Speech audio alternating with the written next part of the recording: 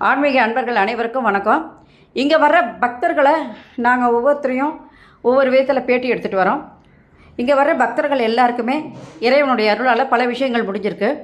அந்த மாதிரி இங்கே வந்த பக்தர்களுக்கு என்ன விஷயம் முடிஞ்சிருக்கு அப்படின்றத அவங்க தன் உண்மை சொல்வதெல்லாம் உண்மை அப்படின்ற தலைப்பில் இங்கே உங்களோட பகிர்ந்துக்க வராங்க. அவங்க சொல்கிற உண்மையான வாசகங்களை நீங்கள் கேட்குற வாய்ப்பு உங்களுக்கு ஏற்படுமானா, நீங்கள் இந்த மாதிரி விஷயம் நமக்கு நடக்குமா அப்படின்னு நினைக்கும் போது கண்டிப்பாக இந்த கோயிலுக்கு வாங்க. நிச்சயமாக அந்த விஷயங்கள் உங்களுக்கு நடப்பதற்கான வாய்ப்புகளை இந்த கோயில் நிச்சயமாக ஏற்படுத்தி கொடுக்கும். பாபா கண்டிப்பாக உங்களுக்கு அருள் புரிவார். இப்போ நம்ம வீடியோக்குள்ளே வரலாம். சார், உங்கள் பேர்? வினோத். உங்கள் பேர்? ஸ்ரீபிரியா. நீங்கள் ஒர்க் பண்ணுறீங்களா மேடம்? என்னவா இருக்கீங்க? டீச்சராக இருக்கீங்க ஸ்கூலில். நீங்கள் சார்? மார்க்கெட்டிங்கில் இருக்கீங்க. உங்களுக்கு எத்தனை பசங்க? ஒரே பையன்தான். அவன் என்ன பண்ணுறான் இப்போ லண்டனில் இருக்கான். அவன் வேலைக்கு போயின்னு இருக்கான். லண்டனில் அங்கேயே படிச்சுட்டு வேலைக்கு போயிருக்கான். சரி, நீங்கள் எத்தனை வருஷமாக இந்த கோயிலுக்கு வந்துட்டு இருக்கீங்க? இங்கே வந்து 2014 வந்துன்னு இருக்கோம். 14வது வருஷத்துலேருந்து வரீங்க. கிட்டத்தட்ட ஒரு 10 வருஷத்துக்கு மேலே வரீங்க. இப்போ நீங்கள் எங்கே இருக்கீங்க? இப்போ கொடுங்கியூரில் இருக்கோம். கொடுங்கியூர் இருக்கோம். இப்போ ரீசெண்டாக ஒரு 1.5 year ஆகுது கொடுங்கியூருக்கு போயிட்டு. கொடுங்கியூர் மாற்றி முதல்ல இங்கே குளத்தூரில் இருந்தீங்க, அப்புறம் கொடுங்கியூர் மாற்றி போயிட்டீங்க. அப்போவும் இந்த கோயிலுக்கு தொடர்ந்து வந்துக்கிட்டு தான் இருக்கீங்க. முதலாக இந்த கோயில் இருக்குன்றதை யார் உங்களுக்கு சொல்லி வந்தீங்க? இல்லை, நான் ஆக்சுவலாக வந்து சாய்பாபா கோயில் ரெகுலராக போயின்னு இருப்பேன் முன்னாடியே. இங்கே தேடினேன். அப்போது இங்கே எங்கே இருக்குது அப்படின்ட்டு தேடினதில் இங்கே தெரிஞ்சது இருக்குன்னு, கோயில் இருக்குன்னு சொல்லி அப்போதுலேருந்து வந்துட்டு இருக்கீங்க. இத்தனை வருஷமாக நீங்கள் வரும்போது உங்களுக்கு பல விஷயங்களை கடவுள் முடிச்சு கொடுத்துருப்பார் இல்லையா? அதுலேருந்து ஒரு சில விஷயங்களை நீங்கள் எங்களோட பகிர்ந்துக்குங்க. முதல்ல வரும்போது என்ன கோரிக்கை வச்சிங்க? என் பையனோட படிப்பு தான் வச்சேன். பையனுக்காக தான் வந்ததுங்க. திருப்பதியில் வேலை செஞ்சுட்டு இருந்தேன். அப்புறம் நீங்கள் திருப்பதியில் வேலை செஞ்சுட்டு இருந்தீங்க. கரெக்டு. திருப்பதியில் வேலை செய்வீங்க. அது மாதத்துக்கு ஒரு தடவை வருவீங்க. சாமியோடைய பிரசாதம் கொண்டு வந்து சாமிகிட்ட வைப்பீங்க. கரெக்டு. அப்போ அங்கே இருந்தீங்க. அப்புறமா என் பையன் படிப்புக்காக தான் இங்கே வந்தது. அவன் படிப்பெல்லாம் இவரை வேண்டி தான் நடந்தது. எல்லாமே நடந்தது. அவன் என்ன முடிச்சிருக்கான்? இப்போ எம்எஸ்சி ஃபுட் சயின்ஸ் டெக்னாலஜி முடிச்சிருக்கான். இப்போ லண்டனில் படிக்கிறான். அதுக்காகவும் நீங்கள் வந்தீங்க. 9 நாள் வந்தீங்களா? 9 வாரம் வந்தீங்களா அவனுக்காக? 9 வாரம் வந்தீங்க. அவன் லண்டன் போகணுன்னு.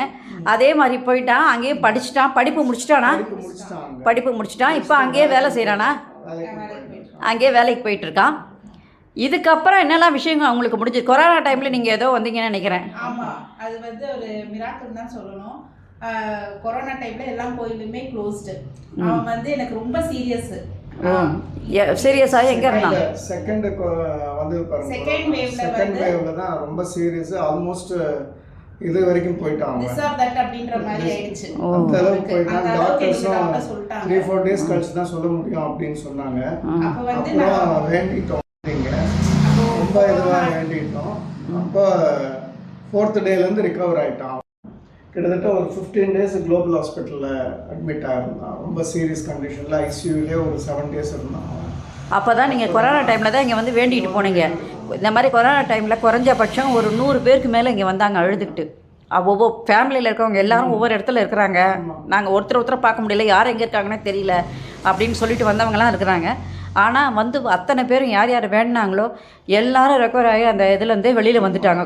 அந்த நோயிலேருந்து வெளியில் வந்துட்டு எல்லோரும் வந்து சாமிக்கு நன்றி சொன்னாங்க. நாங்கள் வெளியில் வந்துட்டோம் நன்றின்னு சொன்னாங்க.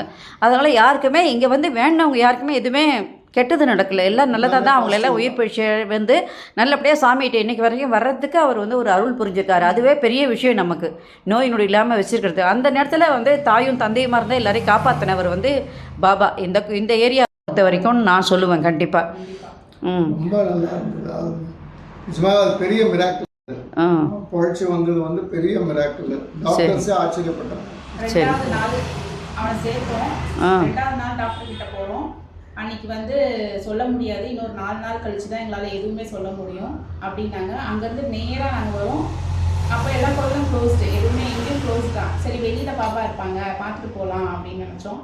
ஆனால் எங்களோட இதுவாக என்ன தெரியாது, அப்பா வெளியவே நிற்கிறாங்க. எங்களை உள்ளே கூப்பிட்டு தரிசனம் பார்த்துட்டு அன்றைக்கி வேண்டிட்டு போனேன். அடுத்த நாள் வந்து டாக்டர் கிட்ட போகிறோம். கொஞ்சம் ஓரளவுக்கு ரெக்கவர் ஆகிருக்கு, இன்னும் ஒரு நாள் பார்ப்போம் அப்படின்னாங்க. அதுவே எங்களுக்கு ஒரு பாசிட்டிவாக இருந்துச்சு. அது எங்களுக்கு பெரிய விஷயம். அது எங்களுக்கு கண்டிப்பாக எல்லாருக்குமே அது வந்து இப்போ எல்லாரும் நிறைய பேர் அந்த வந்து பகிர்ந்துக்கிறாங்க. அந்த கொரோனா டைமில் என்ன நடந்ததுன்னு ஒரு சிலர் வந்து சொல்லும்போது அழுதுட்டு சொல்கிறாங்க. ரொம்ப கஷ்டமாக இருந்தது. ஆனால் இதெல்லாம் வந்து உண்மையானது அப்படின்றது நம்ம தெரிஞ்சுக்கிறோம். இப்போ நீங்கள் திருப்பியும் வந்திருக்கீங்க. எங்கே இருக்கேன்னு சொன்னீங்க? கொடுங்கையூரில் இருக்கேன்னு சொன்னீங்க. இப்போ ஏதோ ஒரு விஷயமா வந்திருக்கீங்க. என்ன விஷயமா வந்திருக்கீங்க? இப்போ அவன் வந்து ஜாப் வந்து போயிட்டு இருக்கான் ஃபுல் டைமா. அவனோட ஜாப் வந்து அவனுக்கு படிச்ச இதெல்லாம் அவனுக்கு வேணும் அப்படின்ற மாதிரி அவன் தேடிட்டு இருக்கான். இன்னும் அது வந்து கரெக்டா செட். அழாதீங்க, அவன் தான் நல்லா வந்துட்டான்ல, இனிமே ஒண்ணுமே இல்லை. ஏன்னா நம்ம அந்த பழைய நினைவுகளை நம்ம நினைக்கும் போது நமக்கு வந்து அந்த கவலைகள் வந்து கண்டிப்பா இருக்கதான் செய்யுது. ஒரே பையன் நினைக்கும் போதே எனக்கு பேசும்போது தான் வருது. ஏன்னா அவங்க டாக்டர் சொன்னது எங்களுக்கு அப்படி ஒரே. சரி சரி பரவாயில்ல, அது அப்படி இருந்துச்சு. இப்போட அந்த ஆம்புலன்ஸ் சைரன் கேட்டா ஒரு மாதிரி ஆயிடும். அதான் கண்டிப்பா கேட்டோம்னா ஒரு பயம் வருது எல்லாருக்குமே. இந்த ஃபீலிங் வந்துடும். இப்போ எதுக்கு வந்திருக்கீங்க? அந்த போற இதுல அவனுக்கு வேலை படிச்சதுல வேலை வேணும் அப்படின்னு சொல்லி ட்ரை பண்ணிட்டு இருக்கான். ஆனா போயிட்டு இருக்காங்க அவனோட இதுல. பட் அவனுக்கு அதுக்கான வேலை வரணும். அதுக்காக வேலை வரணும். அவனுக்கு அந்த விசா வந்து கரெக்டா எக்ஸ்டெண்ட் ஆகணும், ஸ்பான்சர்ஷிப் வேலை கிடைக்கணும் அப்படின்றதுக்காக வந்திருக்கீங்க. அப்புறம் ஏதோ ஒன்று சொன்னீங்களே நீங்கள், கொரோனா டைமுக்காக வேண்டி வர வேண்டிட்டு இருந்தோம். மடிப்பிச்சை எடுக்கணும்னு சாமிகிட்ட பாபா கிட்ட வேண்டியிருந்தீங்க. அதை வந்து இப்போ தான் உங்களுக்கு நிறைவேற்றுற நேரம் வந்திருக்கு. வியாழக்கிழமை வாங்க. வியாழக்கிழமை வந்து நீங்கள் உங்களுக்கு ஸ்கூல் முடிச்சுட்டு நீங்கள் வந்தீங்கன்னா கூட நீங்கள் மடிப்பிச்சை எடுத்தீங்கன்னா என்ன கொடுக்குறாங்களோ அதை எடுத்துக்கிட்டு மேற்கொண்டு இருக்கிறத நீங்கள் என்ன அன்னதானம் போடுறீங்களோ எப்படியோ அது உங்களுடைய விருப்பத்தை. நீங்கள் என்ன வேண்டியிருக்கீங்களோ அதை அப்போ செய்ய போகிறீங்க. இந்த மடிப்பீச்சை எடுத்து செய்கிறவங்க இந்த பண்ணி 2-3 பேர் வந்து இங்கே பண்ணியிருக்காங்க. அதில் இப்போ நீங்கள் 3ஆவதாக வரீங்க செய்யறதுக்கு. அவங்கவுங்க ஒரு பெரிய பிரச்சனை இருந்து தான் இங்கே வந்து அந்த மாதிரி செய்கிறாங்க. இந்த பாபாவால் அந்த விஷயங்கள் எல்லாம் முடிஞ்சிருக்குது. ஆனால் நீங்கள் அன்றைக்கி வேணும் இன்றைக்கி வந்து செய்யணும் அப்படின்னு சொன்னால் அது நமக்கு நேரம் ஒதுங்கி வரல. 2 பேரும் வேலைக்கு போகிறவங்க நேரம் ஒதுங்கி வரல. அதனால் எதையை பற்றி ஃபெயில் பண்ணாதீங்க. எல்லாத்தையும் அவர் பார்த்துப்பார். அவர் கையில் விட்டுடுங்க.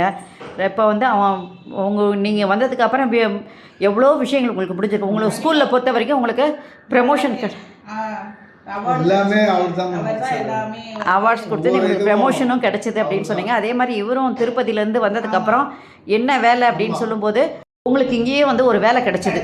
உடனடியாக வேலையை வாங்கி கொடுத்தாரு. இன்றைக்கி வரைக்கும் நீங்கள் வேலைக்கு போயிட்டு இருக்கீங்க. குழந்தையும் நல்லபடியாக படிப்பு முடித்தான், லண்டன் போனான், இப்போ அங்கேயே வேலை செய்கிறான், படிப்பு முடிச்சுட்டு வேலை செய்கிறான் அப்படின்னு சொல்லும்போது இனி நல்ல அதுக்கு தகுந்த வேலை வேணும்னு நீங்கள் கேட்குறீங்க. அதே கண்டிப்பாக கடவுள் முடிச்சு கொடுப்பாரு. இந்த மாதிரி விஷயங்கள் வந்து பல பேர் நினச்சிட்டு இருப்பாங்க நமக்கு முடியுமா முடியாதான்னு. ஒருவேளை உங்களுடைய இந்த யூடியூப்பில் உங்களுடைய பேட்டி அவங்க பார்க்குற பாக்கியம் அவங்களுக்கு கிடைச்சிது அப்படின்னா கண்டிப்பாக இந்த கோயிலுக்கு வந்து அது முடியுன்றதுக்கு நீங்களாம் ஒரு சாட்சியாக அமையிறீங்க. கண்டிப்பாக நடக்கும். யார் யார் வந்து வேண்டுறாங்களோ கண்டிப்பாக உங்களுக்கு நடக்கும். நீங்கள் 11 வருஷமாக வந்துட்டு இருக்கீங்க இல்லையா? இந்த 11 வருஷத்தில் நிறைய விஷயங்கள் உங்களுக்கு முடிச்சு கொடுத்துருக்காரு கடவுள். ஒவ்வொரு வாட்டியும் ஆகஸ்ட் 20 அன்னைக்கு நீங்கள் உங்கள் கைங்கரியன்னு ஏதோ ஒன்று கடவுளுக்காக பண்ணிக்கிட்டே இருக்கிறீங்க. அவர் நிச்சயமாக கைவிட மாட்டார். இன்னும் ஒரு 2 வருஷம் கழிச்சா திருப்பி கும்பாபிஷேகம் வரப்போகுது. அப்போ எல்லாருடைய கைங்கரியமும் அவர் கண்டிப்பாக வேணும். எல்லாரும் வந்து சேர்ந்து தான் அவர் கும்பாபிஷேகத்தை தூக்கி விடணும். உங்களுடைய கைங்கரியமும் கண்டிப்பாக தேவைப்படும். Thank you so much madam. இந்த ஆடியோ வீடியோ உங்களுக்கு பிடிச்சிருந்ததுன்னா நீங்கள் லைக் பண்ணுங்கள், ஷேர் பண்ணுங்கள். கொளத்தூர் பாபா டெம்பிள் சேனலுக்கு நீங்கள் சப்ஸ்கிரைப் பண்ணுங்கள். தேங்க்யூ.